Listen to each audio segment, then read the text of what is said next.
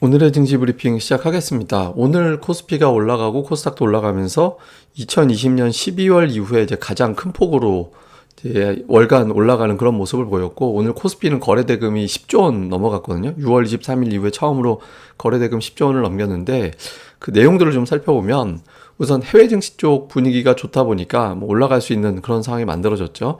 그러니까 미국이 이제 금리 인상 이후에 이틀 동안 4% S&P 500 지수 올랐는데, 금리 인상했는데 이틀 동안 4% 이상 올라간 건 1970년대 이후에 처음 있는 일이라고 합니다. 그러니까 그만큼 이제 금리 인상이 오히려 불확실성 해소로 보는 이제 그런 상황이 만들어졌죠.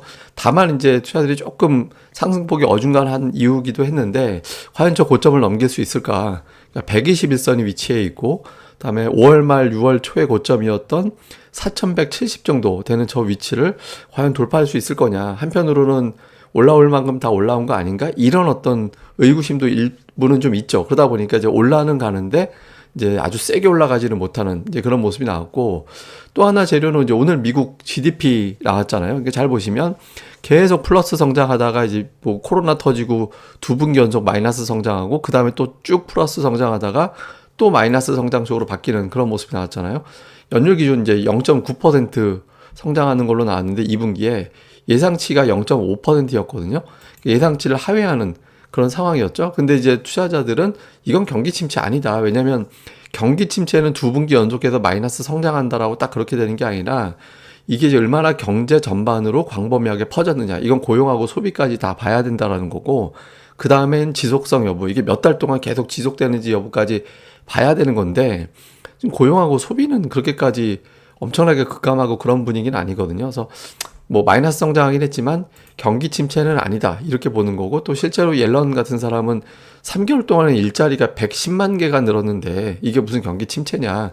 예전에 경기 침체 국면에서는 초기 3개월 동안에 굉장히 큰 폭으로 일자리가 줄어들었다. 그러니까 지금은 경기 침체가 아니다, 이런 주장들이 있었거든요. 그래서 오히려 이제 이렇게 되면서 연준이 금리 인상 속도는 좀 천천히 갈 것 같고, 결국에는 이제 금리 침체라고 생각하고 하락했던 거는 이제 그 정도는 일부는 좀 복원해야 될 것 같다, 이런 어떤 판단을 하게 되면서 지수가 이제 플러스를 낼 수 있는 그런 상황이 만들어졌습니다. 그리고 이제 지표상으로도 보면 뭐 미국의 국채금리라든가 이게 이제 10년물 국채금리가 2.68%까지 빠졌죠.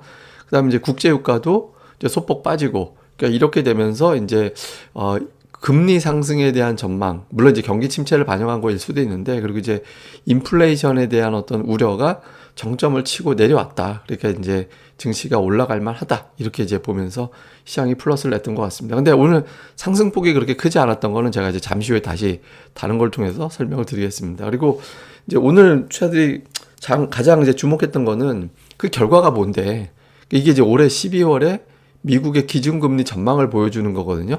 가장 높은 확률이 3.25에서 3.50이에요. 지금 2.25에서 2.50이니까 지금보다 1%포인트 높은 거 예상하는 거잖아요. 그러니까 그 이상으로 보는 확률은 14%밖에 안 됩니다. 그러니까 이게 무슨 얘기냐면, 나머지 회의는 3번. 이제 올라가 봐야 1%. 그러면 0.5, 0.25, 0.25. 그러니까 이렇게 되는 거죠. 그러니까 지금 투자들이 보기에는 금리 인상의 피크는 지나갔고, 피크가 지나갔다라는 거는 금리 인상 가파르게 하면서 경기 침체, 경기 둔화, 소비 둔화 이런 걸 걱정했는데, 이런 걱정을 정점을 친 것 같다. 그러니까 이렇게 이제 인식을 하게 된 거죠. 이런 어떤 스토리들이 오늘 지수를 플러스로 만들어내는데 역할을 했던 것 같습니다. 그다음에 이제 수급에서는 외국인들이 이번 달 결국 순매수로 끝을 냈죠. 오늘 외국인 기관이 동반해서 매수했는데, 다만 이제 그 코스피에서는 금융투자만 매수한 거라, 금융투자가 워낙 많이 들어와서 이제 다른 쪽이 매도했는데 그걸 가려버렸거든요. 금융투자는 샀다 팔았다 반복하는 주체이기 때문에 오늘 뭐 들어온 걸 이렇게 높이 평가할 필요는 없고, 근데 어쨌든 개인들이 저렇게 많이 매도를 하면 이후에는 이제 긍정적인 효과는 있습니다. 그러니까 확보된 현금으로 나중에 지수가 빠질 때 방어 역할을 할 수가 있게 되거든요. 그래서 오늘 수급은 긍정적이었는데, 다만 이제 조금 아쉬운 게 있다면, 평소에 이제 매수 상단을 차지하고 있던 삼성전자, SK하이닉스가 없어졌어요.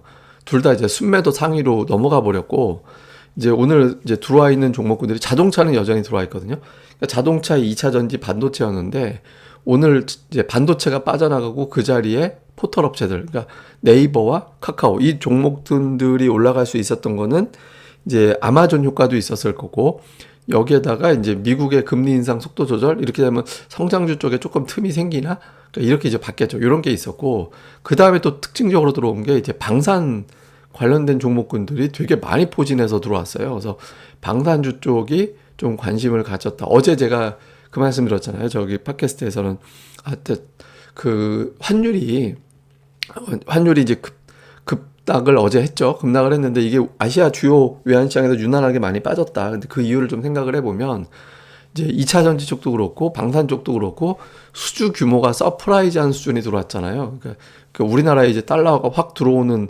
단기성 이벤트가 될 것으로 기대가 되는 거죠. 그것 때문에 이제 환율이 많이 빠졌다고 저는 보거든요. 그러니까 환율을 움직일 정도의 어떤 사안이었다면 현물에서도 이제 외국인들이 좀 관심을 가졌겠죠. 근데 이제 문제는 이제 돈이 없다 보니까 제한적인 유동성이다 보니까 어떤 걸 팔고 들어오는 그런 형태의 모양이 돼서 결과적으로 뭐 반도체가 팔리고 저쪽으로 넘어가는 이제 수급이 이동하는 그런 형태가 됐죠. 근데 여기에 이제 삼성전자 하이닉스가 계속 견뎌줬어야 되는데 그런 모양이 안 나온 거는 좀 아쉬운 대목인 것 같습니다.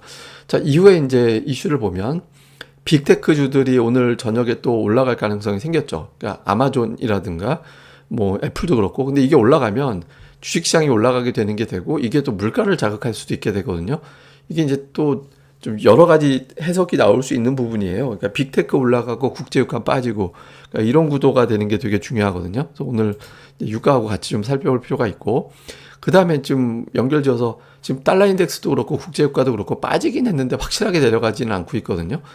그리고 국제유가는 이번 주 들어서는 마이너스가 아니에요.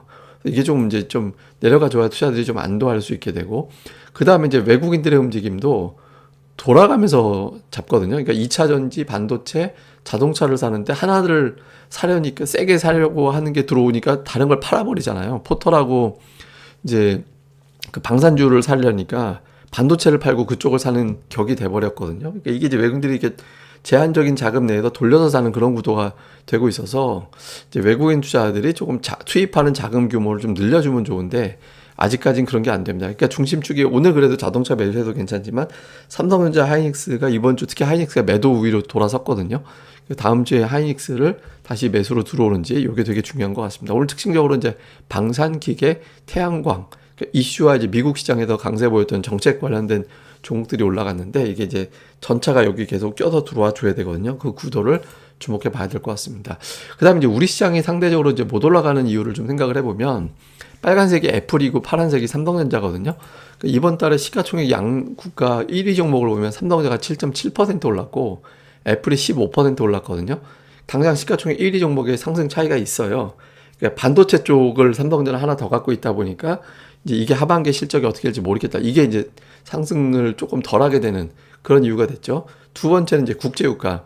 예, 국제유가가 확실하게 안 밀리거든요. 3주 연속 빠졌다가 오늘 저녁에 어떻게 될지에 따라 또 다르긴 한데 어쨌든 4주 만에 플러스로 국제유가가 돌아섰거든요. 금리를 저렇게 올렸는데 국제유가가 96달러예요. 장중한 때 거의 100달러까지 가는 그런 분위기가 연출되기도 했었고 그러니까 이제 유가가 좀 빠져줘야 금리 올렸는데 왜 인플레이가 안 잡히지?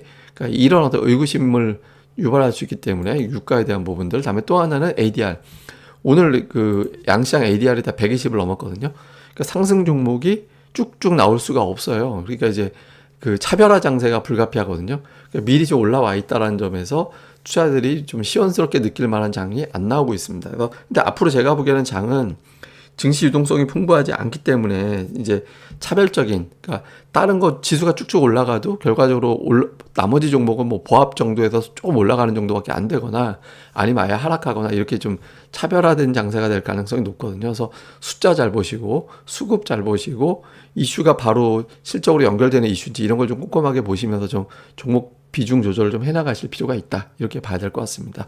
예, 뭐 또 자세한 내용은 제가 또 주말에 올려드리는 유튜브 방송을 통해서 전달해 드리도록 하겠습니다. 예, 그럼 주말 잘 보내시고요. 저는 또 다음에 뵙겠습니다. 그리고 구독하기 꼭 부탁을 드립니다. 감사합니다.